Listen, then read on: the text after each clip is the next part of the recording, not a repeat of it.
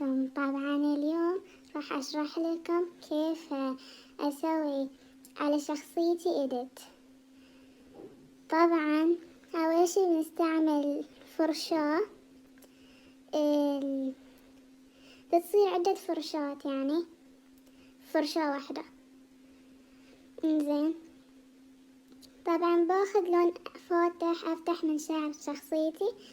طبعا أدري البعض بيسأل ليش ما حطيت على شخصيتي محدد عشان ما يطلع. أصلا ما أبي، فلا حد تكتب في التعليقات هيجي تعليق. وقاعدين الحين طبعا نلون على الشخصية. وصح المسابقة ما أدري يمكن ما حد لفتها، فراح ألغيها. فأتمنى أن تشتركوا في القناة وتشوفوا كل جديد، مع أن أدري أني يلا أنزل في الأسبوع مرة أو مرتين، بس كمان راح أحاول. فالحين قاعدين نلون الشعر.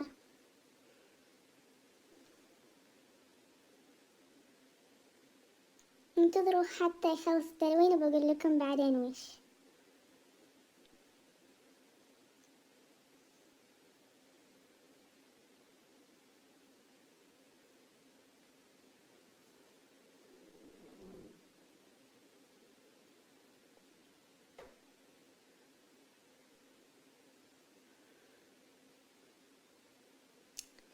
وصح هو لازم ما تحطي شو اسمه، لازم إذا تلوني ما تحطي على نفس الصفحة الشخصية، يعني لازم تفتحي صفحة ثانية فوق رسم فوق شخصيتك، علشان بعدين إذا جيتي تشوفي الشخصية يمكن ما أدري كيف يعني أشرح، بس هيك يعني كمعلومة. زين، الحين خلصنا الشعر، خلصنا تحديده بالأبيض. الحين نروح حق نحط لون أبيض، يعني لمعة شعر على قولتنا.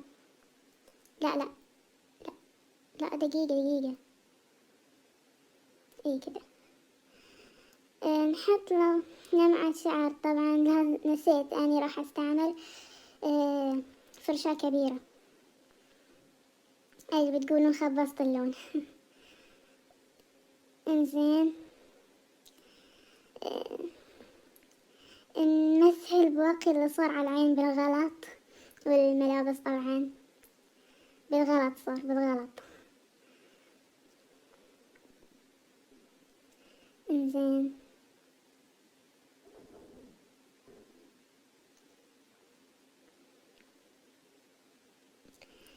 والحين نكمل.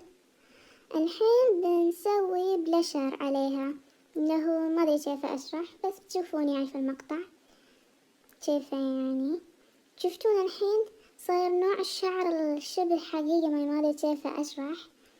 صح اني ما اعرف اشرح، لكن بعد راح احاول. الحين من ضمن هالصفحتين يا بعض ما تضبط، فبرد ارجعه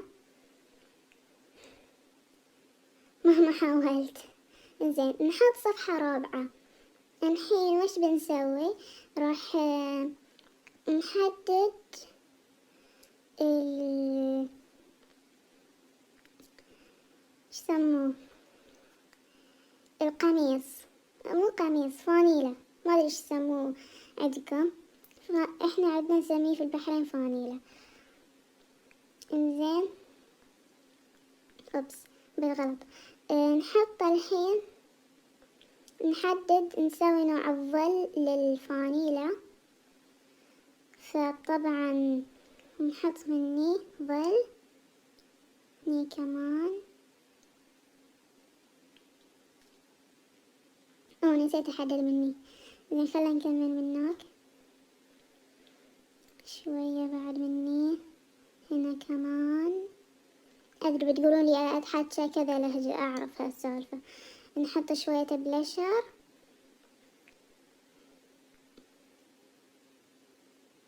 لا بعدين شوية بلشر تحت على خفيف فوق، أيوة كذا.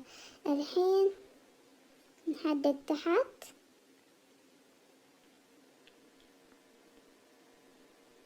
نحط هنا شوية لون رصاصي.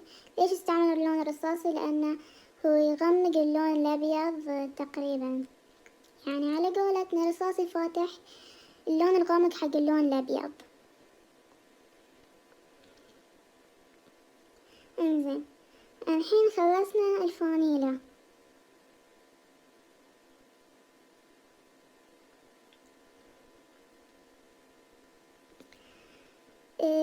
نشيل التحديد من عليه.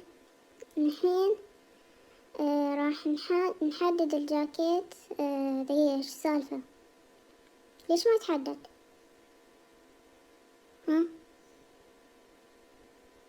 ايش السالفة؟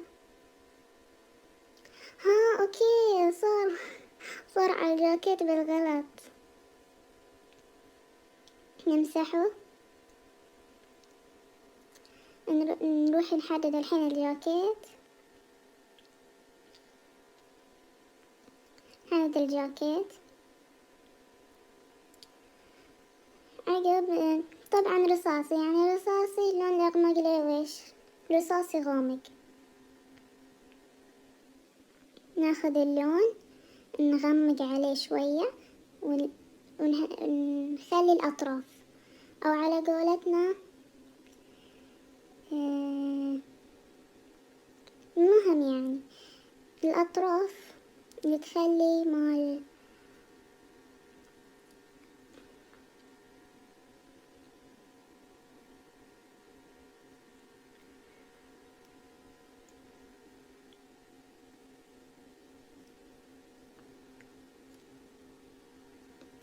الحين تقريبا باقي علينا نص الجاكيت. ونسيت صح، في قبل كيف أخذت الصورة، سويت سكرين شوت على شخصيتي وأخذتها من لعبة جوجل لايف، عشان لا حد يسأل، يمكن ما حد يعرف اللعبة، يعني كمعلومية.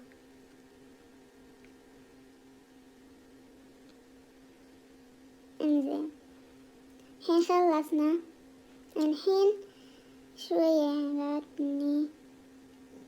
انزين، أتوقع كفاية، لا مني كمان.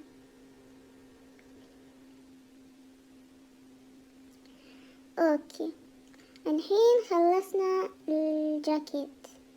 الحين نسوي بلشر عليه كامل كامل كامل.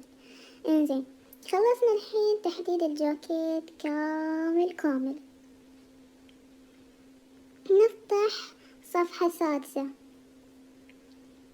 نروح إلى البنطلون. نحدد البنطلون لون الأبيض مثل ما قلت، رصاصي فاتح فاتح، مو كلش غامق يعني فاتح. نحدد بعض الأطراف، وبعد التحديد، بعد ما تحددين الأطراف، شو تسوين؟ تسوين بلشر عليه،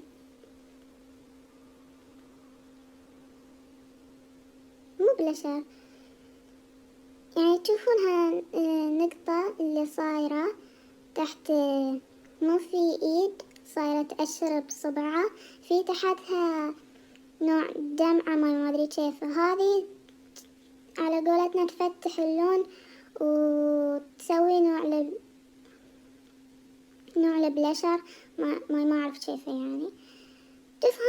فهمتوا يعني اتوقع يعني. الحين نستعملها، شوفوا هذا قصدي، انها تفتح تقريبا اللون، تدمجه كأنه صاير ظل او ما ادري كيف يعني. انزين، الحين نجمعهم كامل. الحين عقب remove the area اللي حددناها، بعدين ايش نسوي؟ نحدد الديل. دقيقة، ايش سالفة حددت الشخصية كامل؟ دقيقة اكيد في غلط. اوكي الشخصية فيها لون اسود، نسيت. يعني لازم راح احددها يدويا. دقيقة، راح احددها يدويا لأنها ما عم تضبط وياي او معنا،